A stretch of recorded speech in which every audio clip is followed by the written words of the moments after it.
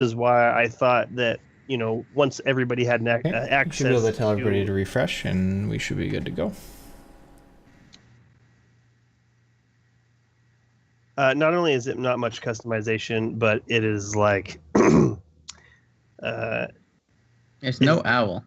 not very much, right? There's, you know what? Okay, I don't feel bad anymore. There's no Because owl, and there's not even math class colors. right, Yeah, that's lame. okay. Okay. Sorry about that stream. Let's start over. From the top, guys. Welcome to episode 146. Okay.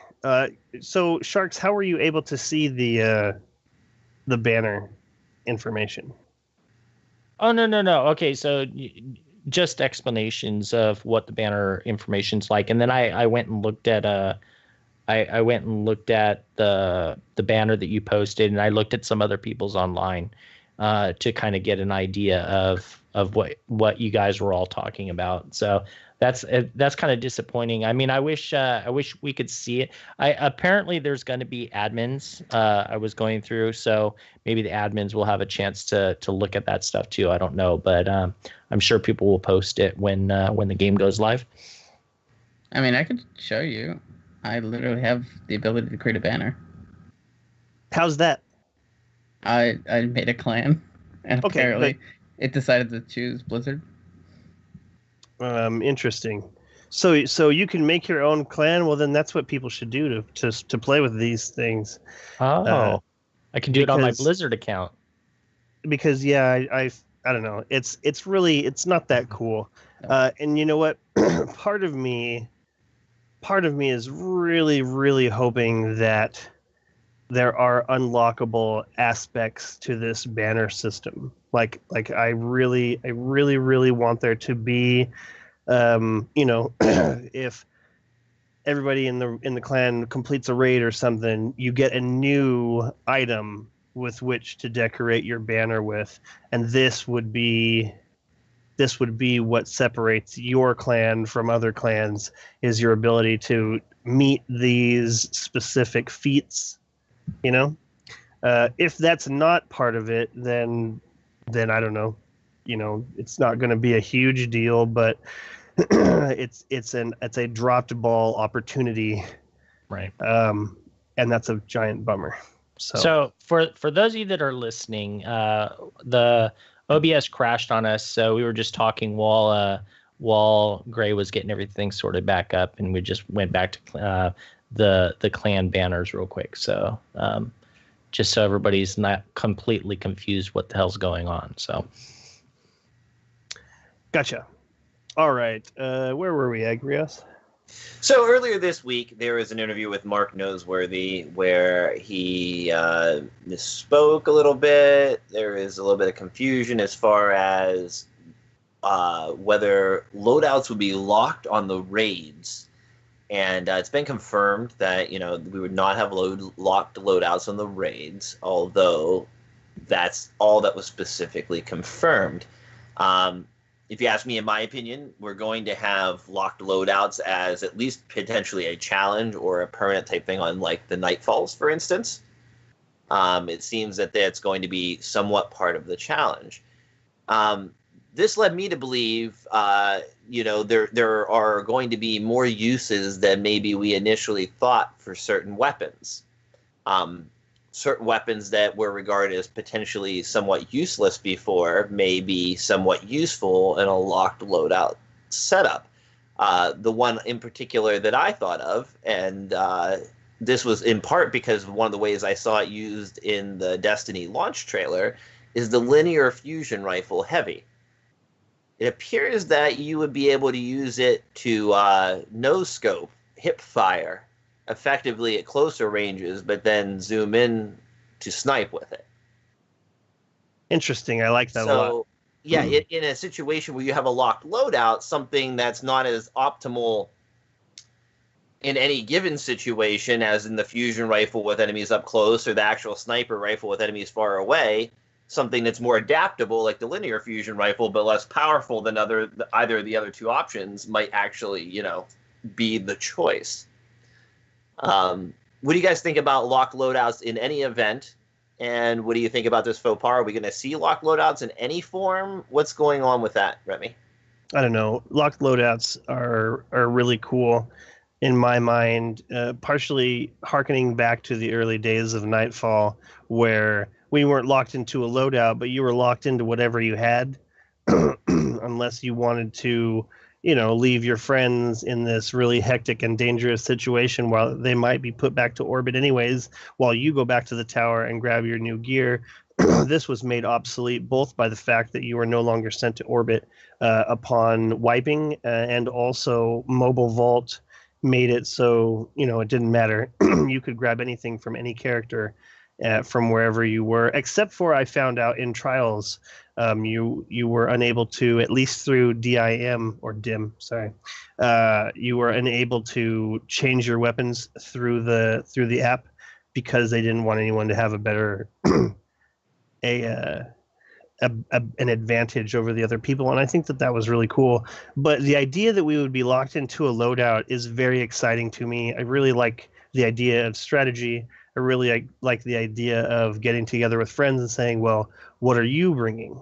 Because just like you're saying, that that linear fusion rifle, or cold fusion, the idea that you might only need one of those, and if your buddy is bringing that, then that opens up something else for you entirely. So the idea that you would be locked into a loadout is very exciting to me. I'm very much looking forward to, and have always typically been able to thrive within parameters. I feel like having parameters impressed upon me brings out the best work that I'm able to do, and I feel like it's going to be excellent moving forward.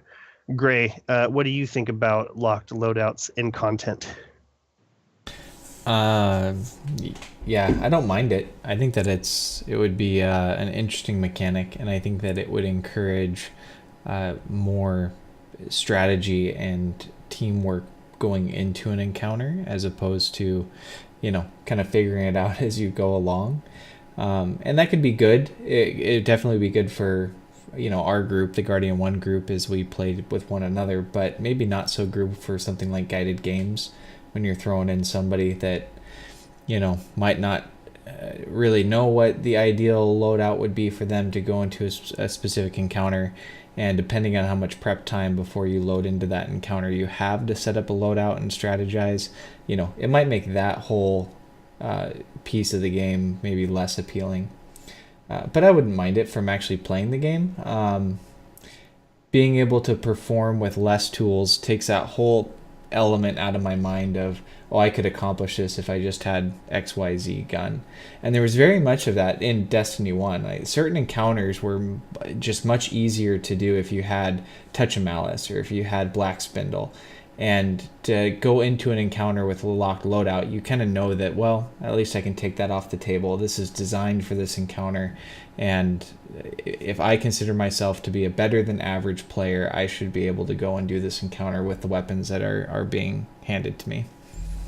Definitely locked loadouts have the opportunity to exacerbate a bad situation. And you're bringing up people in guided games where they might not know what they're doing. I feel like guided games, they already confirmed we're not going to be for like hard mode things. And I feel like locked loadouts would be for a hard mode kind of a thing, like an additional parameter in addition to all of these other things that they've already put. So I don't feel like we're going to have to face that necessarily through guided games, but definitely, if you're trying to take somebody through a hard mode and so you take them through the regular mode and they're like, oh, this is great, and you had a good time, and now you want to give them some real gear, some real treasures, and now you are having to face that locked loadout and whatever that might be. So definitely an opportunity for bad times.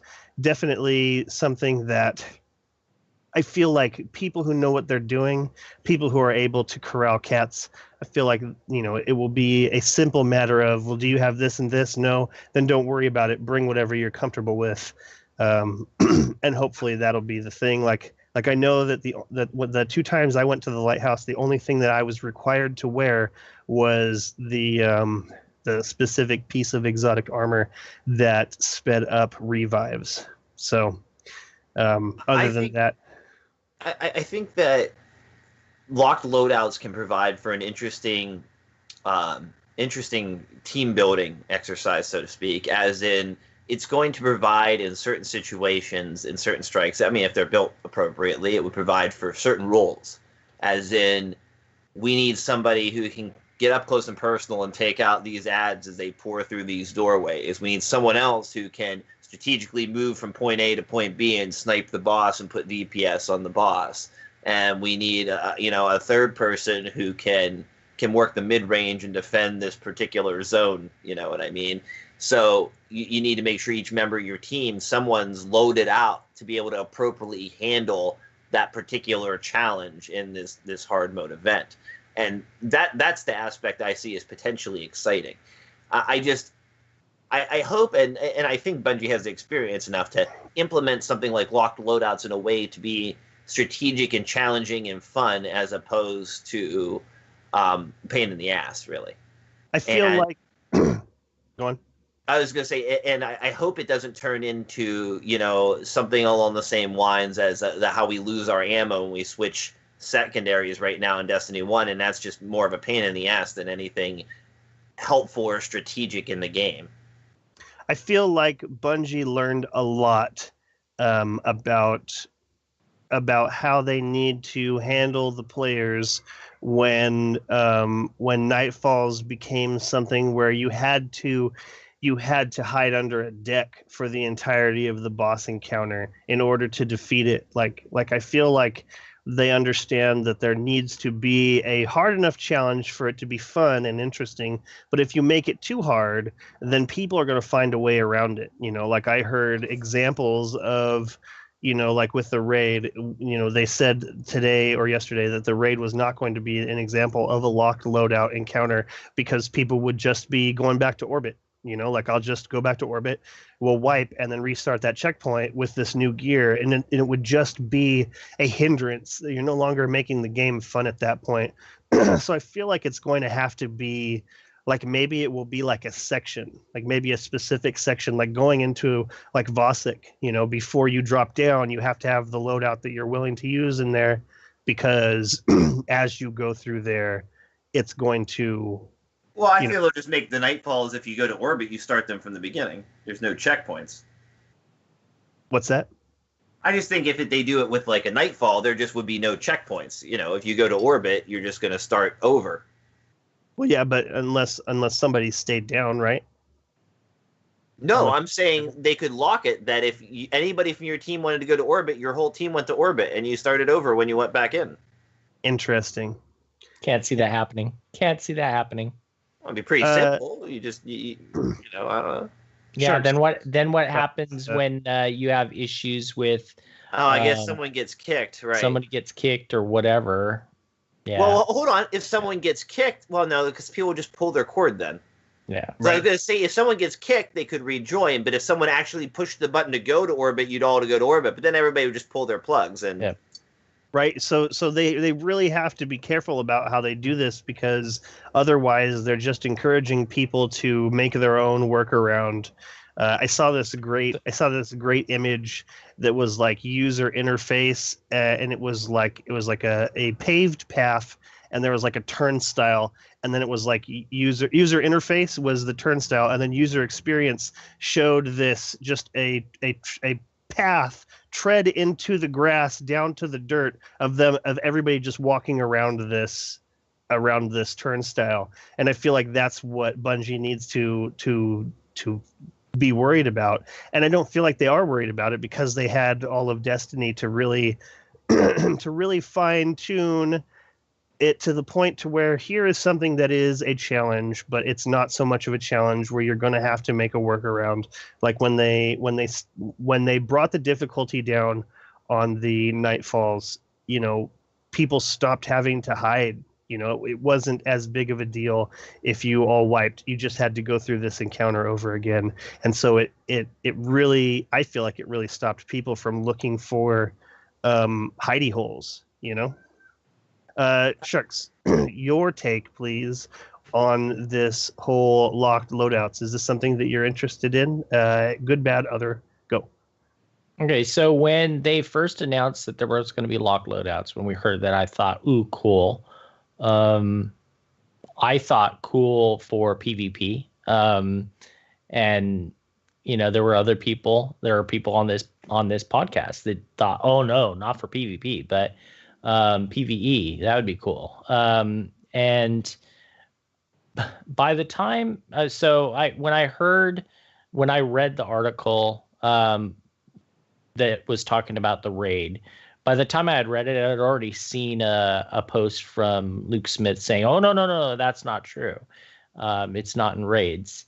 And we wouldn't want to do that because people would go to orbit.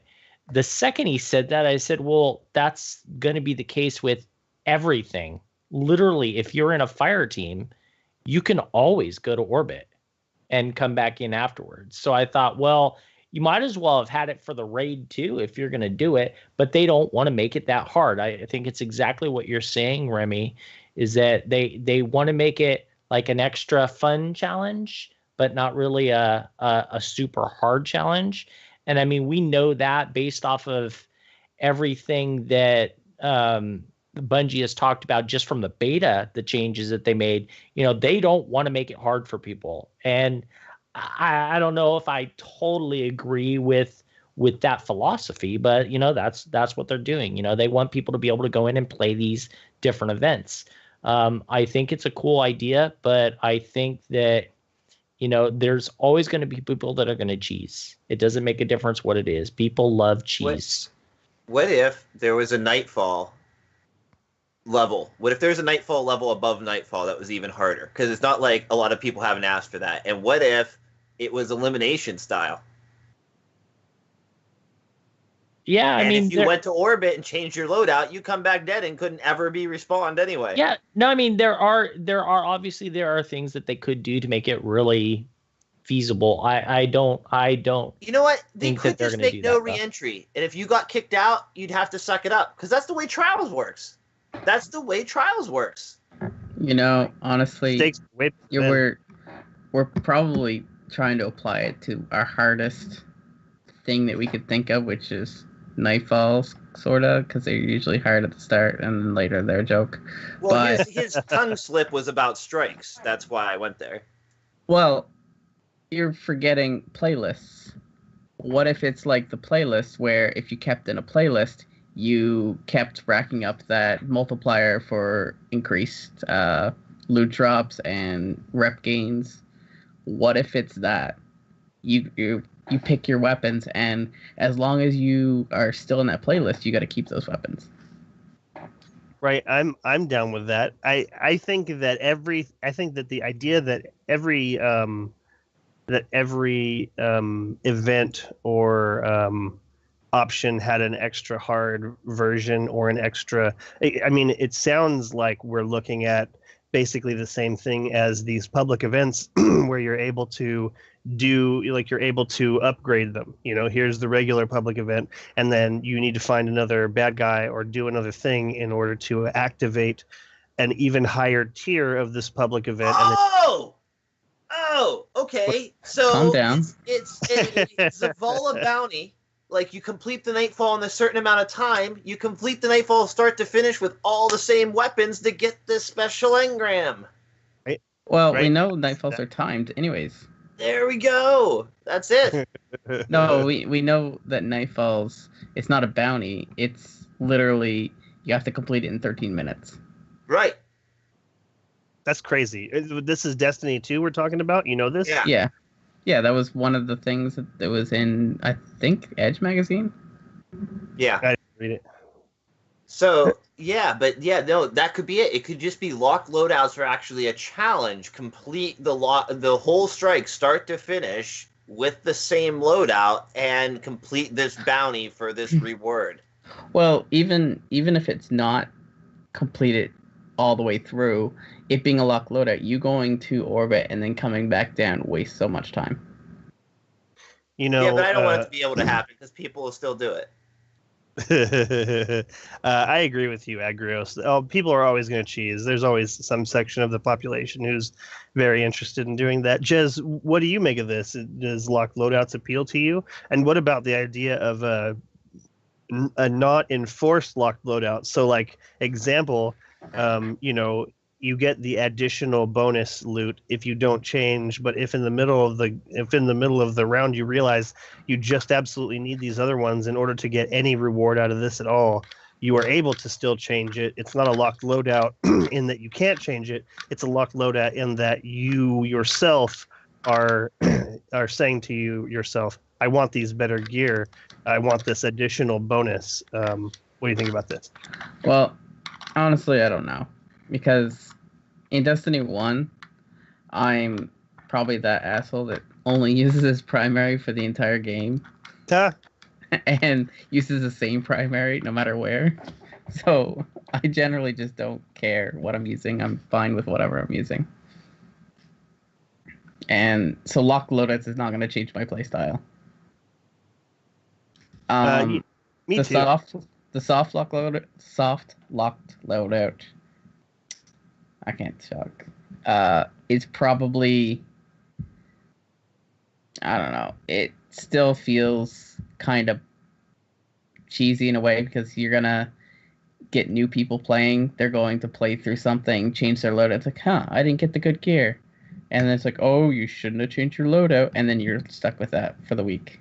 No, I think it's like a bounty they would pick up ahead of time, just like for the gold tier bounty. You have to go in and complete it for a certain amount of time. You have to go in and do this if you want the reward. Yeah. I mean, they said bounties are still there, so.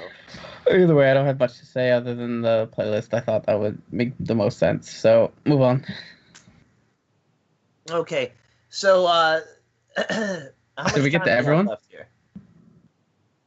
I don't. I think the Agrios peppered in his comments, and I think I went to Gray first, and then I think I went to Sharks, and I think I went to you after I talked at length. So, as long as Agrios said his piece, then yeah, like Jess said, move on. So we mentioned the Edge magazine article that Luke Smith gave an interview to. There is a bunch of information in that. We weren't able to get to that last week. He mentions he talks about the weapon system in there and about the changes they did to that. Smith readily admits that the change has been at least partially implemented to make life easier for Bungie's design teams. Yet beneath the spectacle lies once again the team's desire to make players plan ahead and talk. Smith asks us to picture running the Vault of Glass, the first Destiny raid, using the Destiny 2 weapon system. Imagine the conversation you're going to have when you're about to do the Oracle phase, he says, referring to the section where players must quickly take down series of randomly spawning spheres of light and will be instantly killed if they miss even one before it disappears after a few seconds, while also dealing with waves of high-level enemies. Who's bringing the sniper rifle? Who's bringing the fusion rifle for Minotaurs? You're now putting... You're now putting... Sorry. You're now putting those powerful things in conflict with a rocket launcher, which is for AoE clearing and effectively replace something like a Nova Bomb. Well, now Nova Bomb could be more important because not everybody's running with a sniper rifle and rocket launcher. What this system does is make players more predictable, but it also allows supers in a number of ways to shine even brighter in the game. So part of the reason they've restricted rocket launchers and grenade launchers and kind of nerfed the weapon power down is they want to make the Guardians' abilities shine brighter. They want to make the supers bigger and better and more important. What do you guys think about this design philosophy? Do you like the way they're going with this or not? Because in one respect, they say they changed the weapons to make those things more important, but in another respect, they also nerf the ability in which we get those things and how often we can actually use them. I feel like on the overall, there definitely needs to be more of an emphasis on the power weapons. I'm cool with them having it to be where they need to. I've brought my sniper rifle, and I'm going to be a sniper. Like, I feel like everyone having a sniper rifle kind of takes away that specialness. You know, like you're going to prefer a sniper rifle or a shotgun. So it's a little. I don't know. I don't know. I just read that we are running short on time. I feel like we should bring up this next week. I feel like you should run down whatever it is that we need to say right now, and then we will get in more into this next week. And then the week after that, we'll already have played the game, and so we will be able to feel the actual effects to see if what they wanted to have happened is indeed what happened. If we're gonna do that, can we cut with what we're saying now and move to something that came out this week about the Rockstar stuff? Since we're going to talk about stuff like this, and there's going to be less of us on the thing. So we all know that Rockstar had a promotion with the bonuses that we're getting. The Rockstar, you get the engrams, right? And that bonus was a bike, and everybody kind of laughed when they were like, that's not promoting Destiny. But actually some photos came up, and Gray is putting them up on screen right now, of the bike that you can win. And if you look really closely, it's actually pretty cool. One, it's a pretty cool bike, and it's got Destiny logo on it. So I just thought they have this on display apparently at Gamescom. So pretty cool. What do you guys think? Anybody want to get a bike now? Do you know who makes it? Husqvarna. Did you say Husqvarna? Yeah. It is. Yep, he's The correct. chainsaw maker? They actually are well known for their high quality bike. And apparently Jez knows them as a chainsaw maker. Sorry, I'm Canadian. We mostly deal with forestry here, apparently. Yeah, they're all lumberjacks up there, you know. Jez actually log rolls his way to work. I can't do that. There's no river that goes up past an island. I could log roll if I wanted to, but Oh my god, I'm about to pass out. That was rough. This looks cool. That looks way cool. I would definitely be happy to get it. Although the temptation to sell it would be too high, because as much as a bike would be cool, the majority of the stuff that I enjoy doing is in my house. So I would probably sell it and maybe pick up a PS4 Pro or a computer that isn't a pile of crap, or... Well, you could probably sell the Destiny Husqvarna bike to a collector, like someone who really wanted the Destiny one, and buy yourself another regular Husqvarna bike and a PC. I would keep it because I like motorcycles in general. It's a nice bike. It's a nice kind of cross bike, like crossover bike. You could take it on trails. You can ride it on the road. It's the type of bike I would buy if I were going to buy one. It looks really cool. I don't know much about bikes, but I saw people talking about, and apparently it's extremely lightweight for the amount of power it has.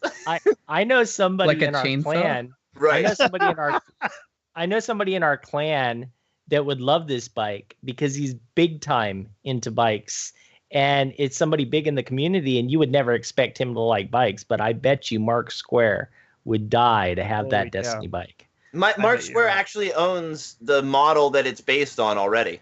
No, I know, but that's not that bike. That's what I'm saying. Right. You would want that. Gray, you look like you were about to say something. What was that you were going to say? I think I was just going to say that I'd be keeping the bike. Yeah? Yeah! Yeah, absolutely. I don't know. I bet you guys could guilt me into keeping the bike.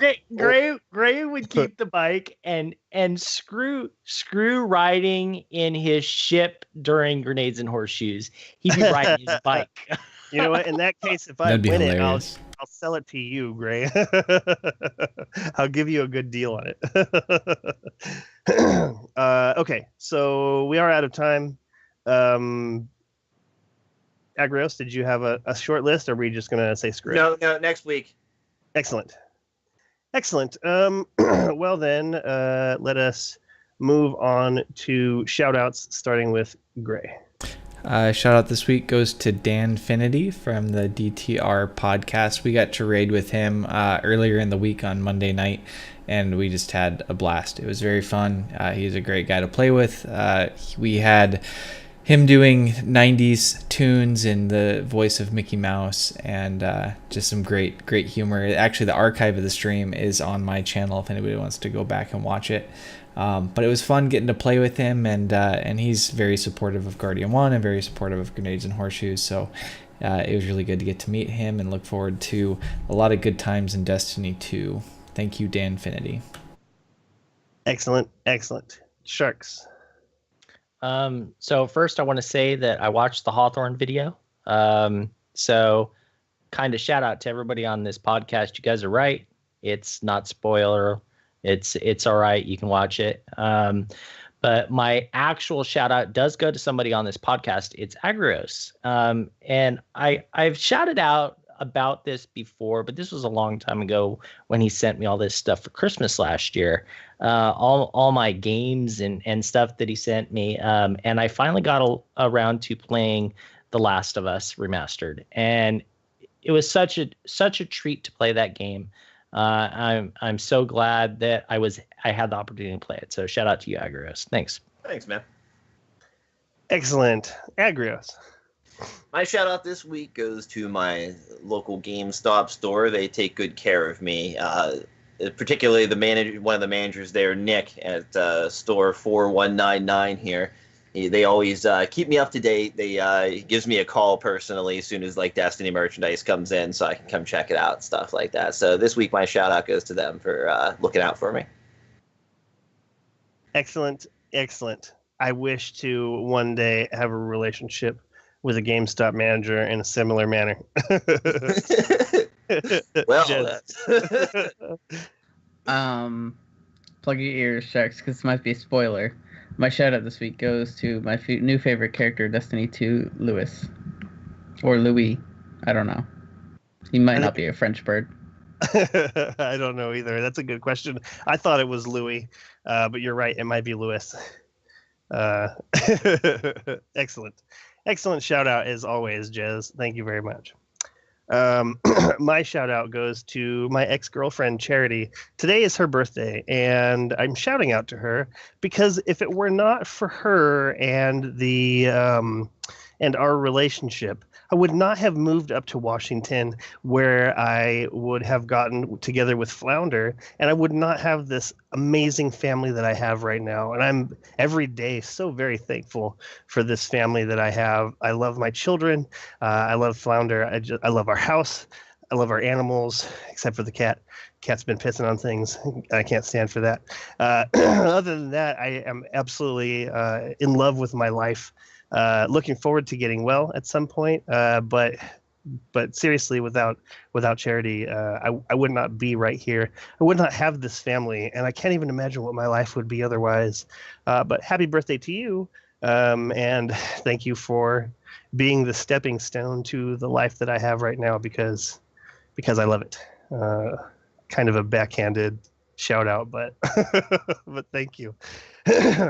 And that wraps up episode 146. We would like to thank everyone listening for tuning in. We hope you enjoyed the show. If you have any suggestions for topics to be discussed on the show, or have any comments on something that has already been covered, please leave them in the comments below or send them to feedback@guardian1.net, and we will see you next week.